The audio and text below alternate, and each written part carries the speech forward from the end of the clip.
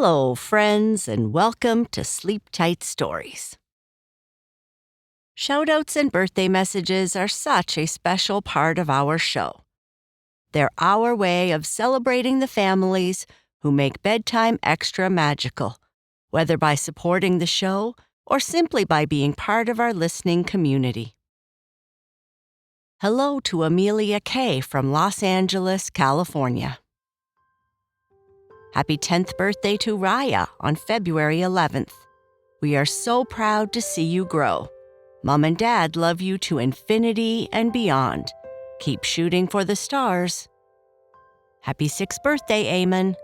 You are so loved by everyone who knows you. Love Malcolm, Mommy, and Daddy. Happy 7th birthday to Maverick on February 18th. Mom, Dad, and Cash are so proud of you and love you very much. Happy birthday, Coco, from Mom, Dad, and Edith. They are so proud of what a kind kid you are. You are so silly, fun, cool, smart, wild, and a bunch of other stuff too. They love you. Happy 12th birthday, Mira Ruth. You are a joy, and we are so proud of you. Love you always, Mama, Daddy, and Noah. This is your 4th birthday wish on Sleep Tight Stories, and we love listening to them. Thank you to Sheryl and Clark. Happy 8th birthday, Annabelle. Mommy, Sissy, Draco, and your baby Cerberus love you so much. We hope you have the best of days. Hugs and kisses. Happy 7th birthday to Easton on February 19th. Mom, Dad, Bristol, and Goldie love you so much. You are the kindest, sweetest, funniest little boy in the world. You are going to be amazing this year in sports and school, and we couldn't be prouder of you.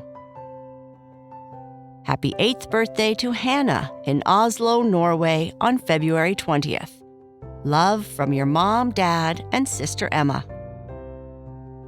Happy 8th birthday to Elle in West Palm Beach, Florida on February 20th. Love Mommy, Daddy, Winnie, Parker, Watson, and Bailey. Happy 7th birthday to Paige from Vacaville, California on February 22nd. Mom, Dad, Claire, and the kiddies love you so very much. And happy 8th birthday to Ben from Ongar, UK on February 23rd. Love Mom, Dad, Leo, and Hunter. You are the joy of our lives. Happy birthday to you all, and thank you for supporting the show. If you'd like to support our podcast and enjoy ad-free episodes, unlock bonus stories, and so much more, you can join Sleep Tight Premium. Subscribe in just 2 taps via the link in the show notes. Now, on to our story.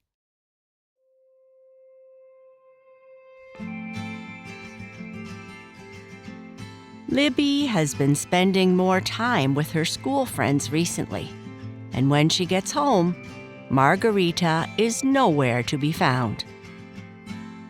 Libby looks for her everywhere and finally finds her under her comforter on her bed. This is very strange. What could be going on? Margarita is Libby's best friend.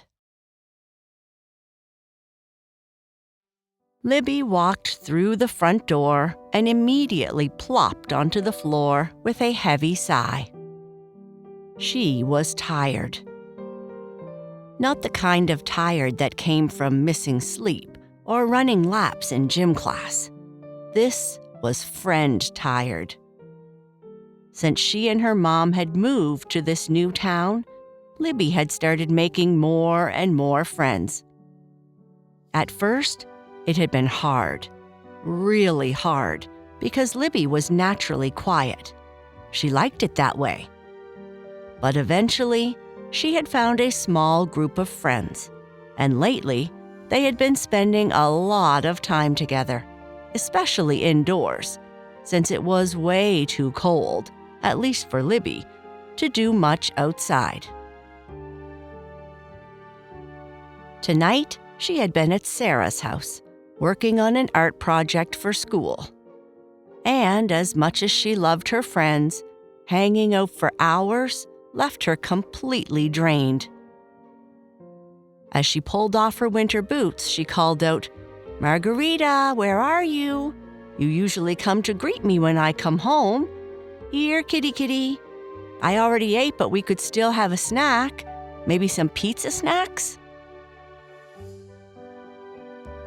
Silence. Margarita didn't come. Libby frowned. Margarita always came running when there was even the slightest chance of pizza. Well, almost always. It had happened before, but not often. "Oh, Margarita," Libby sighed, standing up. "Oh, I hope you're not stuck in the recycling bin again." After putting away her boots and hanging up her coat, she started searching. "Are you under the couch blanket?" she asked, lifting the corner and peeking underneath. "No, Margarita." She checked the kitchen. "No, Margarita." She checked the basement just in case. "No, Margarita." Libby was starting to worry now. She searched every usual hiding spot: the laundry pile, behind the bookshelf, inside the open cabinet where Margarita wasn't allowed, but often squeezed into anyway. No, Margarita. She was getting really worried as she walked into her bedroom to set down her backpack and message her mom. But as she stepped inside, she noticed something unusual: a suspiciously large lump under her comforter. Libby pulled the covers back and found her best friend curled up in a tight little ball. "Margarita," she gasped, "what are you doing? You silly cat, you never sleep under the covers. You always sleep on top of the bed, not inside it." She scooped up Margarita, expecting her usual cuddle, but something was different. Margarita didn't purr. She didn't headbutt Libby's chin. She didn't even wiggle happily in her arms like she usually did. Instead, she let out a small, unimpressed "Meh." Libby blinked. "What's wrong? You're not sick, are you?" Margarita turned her head away. Libby gasped. "Are you mad at me?" Margarita flicked her tail. Libby sat down on the bed, still holding her grumpy orange cat. "Okay, this is new. You're my bestest friend. We eat pizza together almost every day. You help me make art.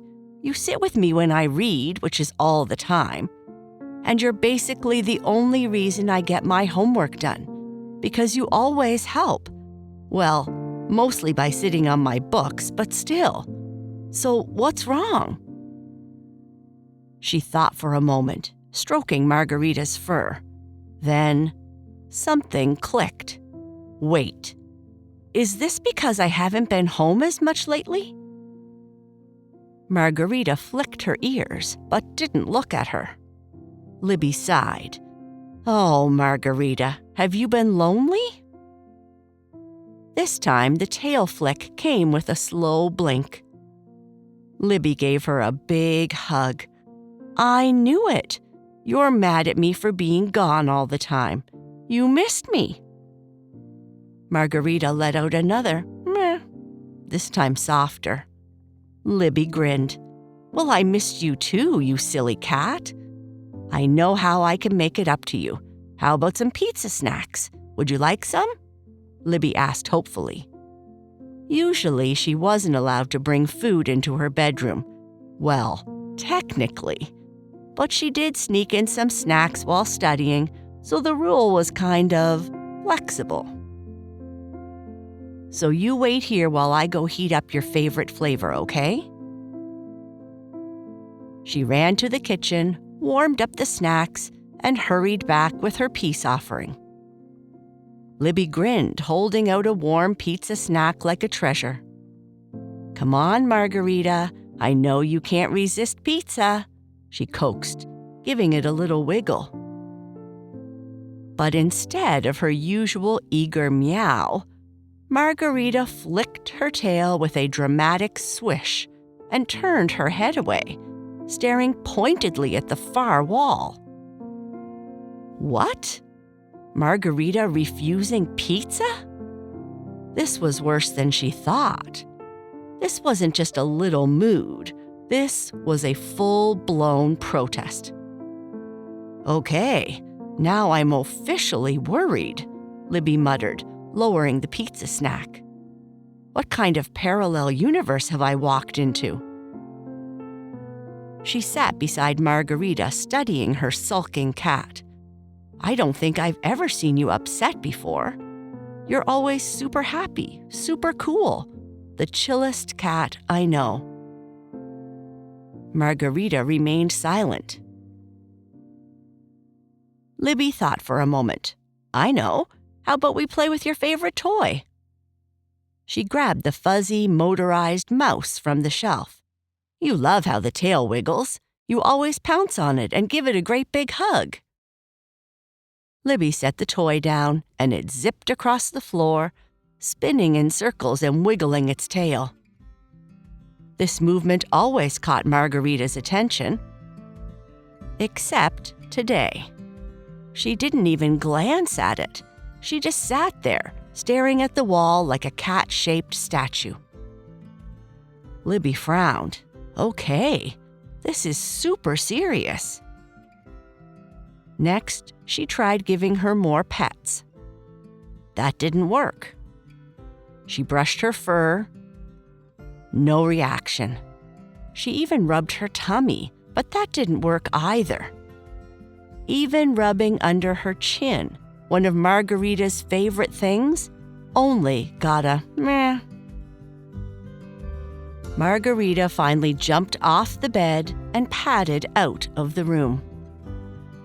Libby followed, watching as her cat hopped onto the living room couch, curled up, and let out a long, dramatic sigh. Standing in the living room, Libby whispered to herself, "Maybe she doesn't miss me. Maybe she likes spending time alone now. Maybe she doesn't want to be my friend anymore. Some cats are like that, I think. Maybe she has changed." Libby sighed. "Okay, Margarita, I get it. You're mad at me. So, I guess I'll just leave you alone for a while? If you don't want to be my best friend anymore, then I won't bother you." Saying those words felt wrong, and Libby immediately regretted them. But was that really what she wanted? She looked over at Margarita again, hoping for some kind of reaction. Maybe an ear flick, maybe a tiny meow of forgiveness. Nothing. Fine. If Margarita wanted space, Libby would give her space. She plopped onto the opposite end of the couch, crossed her arms, and stared dramatically at the ceiling. For the next 10 minutes, Libby pretended not to care. She hummed to herself, twiddled her thumbs, and even started tapping on her knees like a drum. But the truth was, she had never sat on this couch without Margarita curled up beside her. It felt wrong. She glanced over. Margarita was still facing away, sitting stiffly. Libby sighed loudly. Oh. Margarita's ear twitched. Aha! Libby narrowed her eyes slightly. Was that an accident, or was she listening? Testing her theory, she cleared her throat and muttered, "It sure is weird sitting here all alone." Margarita's tail gave the tiniest flick. Libby pressed on, her voice even more dramatic. I guess I'll just have to find a new best friend. Maybe a stuffed animal. Maybe a pillow. Still no reaction. Libby groaned. Oh, okay, this is ridiculous. She missed Margarita a lot, and if she was honest, she felt a little guilty. Maybe she really had been spending too much time with her friends and not enough time with the one friend who was always there for her. Just as Libby was about to sigh dramatically for the millionth time, she heard the front door open. "I'm home," her mother called, "and I come bearing groceries, including a fresh pizza for our resident feline queen." "I'm sorry I'm so late coming home this evening. Did you eat? How was your time at Sarah's house? Did you have fun?" her mother asked as she sat on a bench to remove her boots. "Yeah, it was fine," Libby replied. "Well, that's not very reassuring," her mother replied with concern. "What's wrong? Did something happen at Sarah's house? Or did you not have enough to eat? I can heat up some food from last night. Or we could have some of the fresh pizza I bought. It was for Margarita, but I'm sure she wouldn't mind. Or, since it's Friday, I could make a special snack and we could all watch some TV together." "I think I am full, but the snack sounds like a good idea, I guess," Libby mumbled. Libby's mother came into the living room and sat down beside Libby. "Okay, so tell me, what is really going on? And why is Margarita all the way over on the other side of the couch? She didn't even say hello when I walked into the living room, which she often does. It's usually just because she wants a snack, but she is curiously quiet." Libby groaned. "Mom, something terrible is happening." "Oh no." Libby pointed dramatically at Margarita. "She's mad at me." Her mother gave a thoughtful nod. "Oh dear. Want to tell me what happened?"